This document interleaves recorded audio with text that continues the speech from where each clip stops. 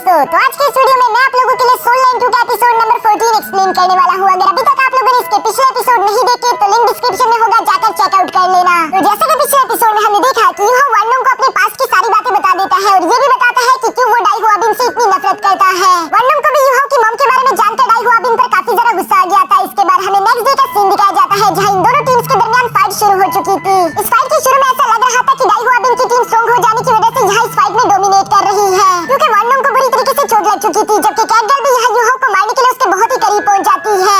अब आगे तो नेक्स्ट एपिसोड के शुरू में हम देखते हैं जहाँ पर यूहो भी अब गुस्से में आ चुका था। वो फौरन से अपने शैडो डांसिंग मूव के साथ साथ सोल डिटेक्शन को भी एक्टिवेट कर देता है, जिसकी मदद से वो कैटगर्ल के अटैक्स को तो बहुत ही आसानी के साथ डॉज कर पा रहा था। कैटगर्ल को भी ये देखकर बहुत ही हैरानगी हो रही थी। तभी अचानक ज़्याओ ज़्याओ का सोल सीलिंग कैलिडोन बीच में आकर यहाँ कैटगर्ल को पीछे हटा देता है, जो देखकर कैटगर्ल अपने मन में कहती है कि आखिर ये चुई याजिन क्या कर रही है। उसका काम था ज़्याओ ज़्याओ को संभालना। ये कहते हुए जैसे वो चुई याजिन की तरफ देखती है उसे मालूम होता है कि चुई याजिन तो ऑलरेडी किसी सोल अटैक में फंस चुकी है और ये सोल शॉक अटैक किसी और ने नहीं बल्कि यूहो ने कर दिया था। दूसरी तरफ हम डाई हुआबिन को भी देखते हैं जो कि वनडोंग पर लगातार हमले करते उसे हिट करके पीछे हटा देता है। साथ ही डाई हुआबिन यहाँ पर मुस्कुराते हुए अपने साथियों से कहता है कि तुम लोगों ने शायद इन्हें कुछ ज्यादा ही अंडर एस्टिमेट कर लिया और अब वक्त आ चुका है कि हम इन लोगों को बता दें कि हम क्या कर सकते हैं। जो कहते साथ ही हम देखते हैं कि डाई हुआबिन और कैटगर्ल दोनों ही एक साथ आगे हमला करने के लिए बढ़ चुके थे, जिन्हें अपनी तरफ आता हुआ देखकर ज़्याओ ज़्याओ सबसे पहले अपने फर्स्ट मार्शल सोल टेक्निक को एक्टिवेट कर लेती है, जिसकी मदद से उसके 3 सीलिंग कैलिडोन तेजी के साथ आगे जाते हुए कैटगर्ल पर हमला करना शुरू कर चुके थे। इन सीलिंग कैलिडोन्स के अटैक्स की वजह से कैटगर्ल को काफी मुश्किल हो रही थी। ज़्याओ ज़्याओ उसे यहाँ चारों तरफ से घेर लेती है, जहाँ कैटगर्ल के पास जाने के लिए कोई भी रास्ता नहीं बचता। दूसरी तरफ हम वनडोंग को देखते हैं जो कि डाई हुआबिन के साथ फाइट करने की अपनी पूरी कोशिश कर रहा था, लेकिन डाई हुआबिन उसे हिट करते हुए पीछे हटा देता है, जहाँ वो एक बार फिर से यूहो के पास आ चुका था। यूहो उसे देखकर कहता है कि मुझे लगता है हमें हाउडोंग की पावर्स का इस्तेमाल करना चाहिए, जो सुनकर वनडोंग भी इसके लिए एग्री हो गया था और यहाँ पर ये दोनों ही एक दूसरे से हाथ मिलाते हुए खुद के फ्यूजन स्किल को एक्टिवेट कर लेते हैं, जिसकी वजह से हम देखते हैं कि यूहो ने अपनी सोल पावर यहाँ वनडोंग के साथ शेयर कर ली थी। उसकी ताकत कई गुना बढ़ चुकी है, लेकिन इसके बारे में अभी तक डाई हुआबिन को कुछ भी मालूम नहीं था। वो अभी भी वनडोंग को कमजोर समझता वो आगे बढ़ते उस पर हमला करने की कोशिश करता है, जहाँ पर हम देखते हैं कि वनडोंग ने अपने first martial soul skill blade wings को एक्टिवेट कर लिया था, जो देखकर डाई हुआबिन कहता है कि तुम्हें अपनी second martial soul technique activate करनी चाहिए थी, तुम्हारी ये इकलौती टेक्निक मुझे नहीं रोक सकती। लेकिन वनडोंग तो पहले से ज्यादा कॉन्फिडेंट दिखाई दे रहा था और इसका अंदाजा हमें मालूम भी हो जाता है क्योंकि उसकी ताकत बढ़ चुकी थी, इसलिए वो डाई हुआबिन का काफी आसानी के साथ मुकाबला कर रहा है। बाहर खड़ा वाइस जिन भी ये सब देखकर काफी ज्यादा हैरानगी के साथ कहता है कि व्हाइट टाइगर की खासियत ये है कि वो क्लोज रेंज में काफी अच्छे अटैक्स कर सकता है और यहाँ की सिचुएशन देखकर तो मुझे ऐसा बिल्कुल भी नहीं लग रहा। जबकि फाइट के दौरान हम देखते हैं कि डाई हुआबिन भी अपने मन में यही सोच रहा था। वो वनडोंग के हमलों से खुद को बचाते हुए कहता है कि ये बिल्कुल भी वो पहले वाला वनडोंग नहीं लग रहा, इसकी स्पिरिचुअल पावर बढ़ चुकी है, जबकि ये पहले से तेज भी है। लेकिन ये कैसे हो रहा है, डाई हुआबिन को इसके बारे में कुछ भी नहीं मालूम। इवन कि मास्टर युआन भी काफी ज्यादा हैरानगी के साथ कह रहे थे कि ये कैसे पॉसिबल है। वनडोंग और यूहो ने आखिर इतनी कम उम्र में यूनिफिकेशन स्किल को कैसे मास्टर कर लिया। यहाँ पर ये फाइट लगातार चल ही रही थी, जहाँ वनडोंग डाई हुआबिन को हिट करते हुए पीछे हटा देता है, साथ ही साथ वो यूहो को आवाज देते हुए कहता है कि यूहो अब तुम्हारी बारी, जो सुनकर डाई हुआबिन को लग रहा था कि शायद यूहो मुझ पर हमला करेगा, लेकिन ऐसा नहीं होता। यूहो तो बड़ी तेजी के साथ सीधे चुई याजिन की तरफ जा रहा है, जहाँ वो भी यूहो को अपनी तरफ आता हुआ देखकर फौरन उसे डॉज करते हुए अपने सेकंड मार्शल सोल टेक्निक को एक्टिवेट कर लेती है, जिसकी मदद से उसने काफी ज्यादा फॉक्सटेल नीडल्स का इस्तेमाल करते हुए यूहो पर ही अटैक करना शुरू कर दिया था। यूहो को इन नीडल अटैक से ज्यादा फर्क नहीं पड़ता, वो अपने शैडो डांसिंग मूव की वजह से आसानी के साथ इसे डॉज कर रहा था, जबकि यूहो भी बिल्कुल ऐसा ही चाहता है क्योंकि ये मौका वनडोंग के लिए काफी ज्यादा बेहतरीन है। जबकि दूसरी तरफ वनडोंग जो कि डाई हुआबिन के साथ फाइट कर रहा था वो कहता है कि तुम्हें मेरी सेकंड मार्शल सोल टेक्निक देखनी थी ना, आप अपनी आंखें खोलकर अच्छे से देखो। जो कहते साथ ही वनडोंग फौरन हवा में जाते हुए अपने सेकंड मार्शल सोल यानी कि light of goddess butterfly wings को एक्टिवेट कर लेता है, जिसकी वजह से बहुत सारे नीडल सीधे जाकर चुई याजिन को टकराने वाले थे, लेकिन लास्ट मोमेंट पर हम देखते हैं कि एक मार्शल चुई याजिन को बचाकर वहां से बाहर ले आए थे,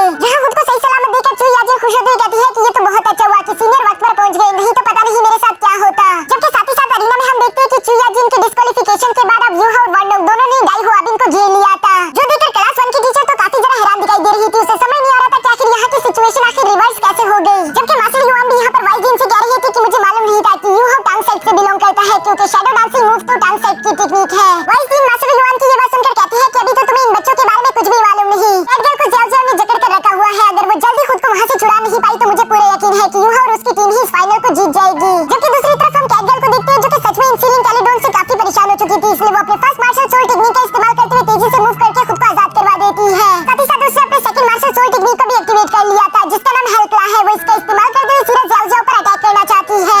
ज़्याओ ज़्याओ भी अब फाइट करने में पहले से काफी ज्यादा बेहतर हो चुकी थी, इसलिए वो फौरन अपने डांसिंग फ्लूट का इस्तेमाल करके उससे स्लो कर देती है। साथ ही साथ उसने अपने सीलिंग कैलिडोन्स का इस्तेमाल करते हुए सीट करके दोबारा से वहीं पर पहुंचा दिया था, जिसकी वजह से कैटगर्ल को काफी ज्यादा गुस्सा आ रहा था। जबकि ज़्याओ ज़्याओ उसे और ज्यादा चिढ़ाते हुए कहती है कि जो भी मेरे दोस्तों को परेशान करेगा मैं उसे बिल्कुल भी नहीं छोड़ूंगी। यहाँ साथ ही अरीना में हम देखते हैं जहाँ वनडोंग और यूहो दोनों मिलकर डाई हुआबिन का मुकाबला कर रहे थे। इन तीनों की फाइट के दौरान ये बात साफ साफ दिखाई दे रही थी कि डाई हुआबिन अकेले इन दोनों का मुकाबला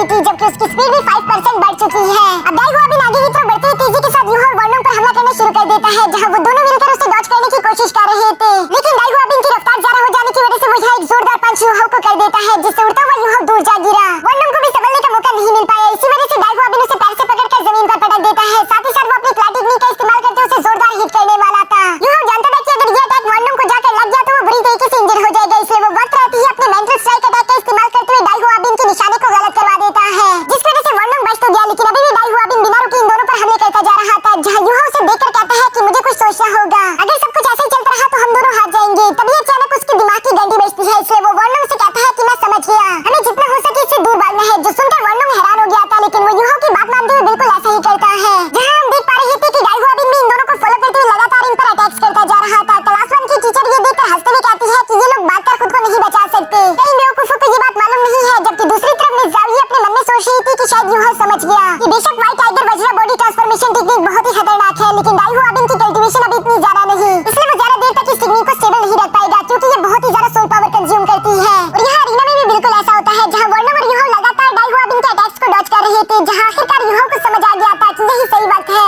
वो तेजी के साथ डाइगुआबिन के अटैक्स को डॉज करते उसके बहुत ही करीब आ जाता है, जहाँ पर वो अपनी ड्रैगन क्लॉ टेक्निक का इस्तेमाल करते उसे जोरदार हिट करके पीछे हटा चुका था। जहाँ हम देखते हैं डाइगुआबिन के मुंह से खून भी निकल आया। ये देखकर तो वहाँ पर मौजूद किसी को भी अपनी आंखों पर यकीन नहीं आता, क्योंकि यूहा तो 1 सोल रिंग मास्टर है, जबकि दूसरी तरफ डाइगुआबिन के पास तो 3 सोल रिंग्स है। आखिर यूहा ने डाइगुआबिन को इतनी आसानी के साथ हिट कैसे कर दिया? ऊपर खड़ा वाइस डीन भी यूहा की अटैक्स देखकर काफी ज्यादा खुश हो गया था। वो मास्टर युआन से कहता है कि क्या तुमने देख लिया कि ये लड़का क्या कर सकता है? मास्टर युआन भी थोड़े से इंप्रेस जरूर लग रहे थे, लेकिन वो फिर भी कहते हैं कि बेशक इन लोगों ने काउंटर स्ट्राइक तो कर दिया, इसका मतलब ये नहीं कि ये लोग जीत गए। उनका भी यहाँ पर ये कहना ही था। तभी अचानक हम अरीना में देखते हैं, जहाँ डाइगुआबिन सच में काफी ज्यादा गुस्से में आ गया था। वो यूहा से कहता है कि तुमने मुझे हिट करके बिल्कुल भी अच्छा नहीं किया, अब तुम्हें मेरे गुस्से से गुजरना होगा। जो कहते साथ ही वो अपनी second master soul skill white tiger intense lighting का इस्तेमाल करते यूहा पर हमला कर देता है, जिसे वक्त रहते ही यूहा और वर्नोंग ने तो जम करके डॉज कर लिया था, लेकिन असल में वो अटैक इन दोनों के लिए था ही नहीं। वो सीधा पीछे खड़ी ज़ाओ ज़ाओ को टकरा जाता है, जिसकी वजह से कैटगर्ल दोबारा से आजाद हो चुकी थी, और वो तेजी के साथ यहाँ डाइगुआबिन की तरफ बढ़ना शुरू कर देती है। जबकि मास्टर युआन भी यहाँ पर कह रहे थे कि शायद तुम्हें नहीं मालूम कि व्हाइट टाइगर और स्पिरिट कैट का आपस में कैसा रिश्ता है।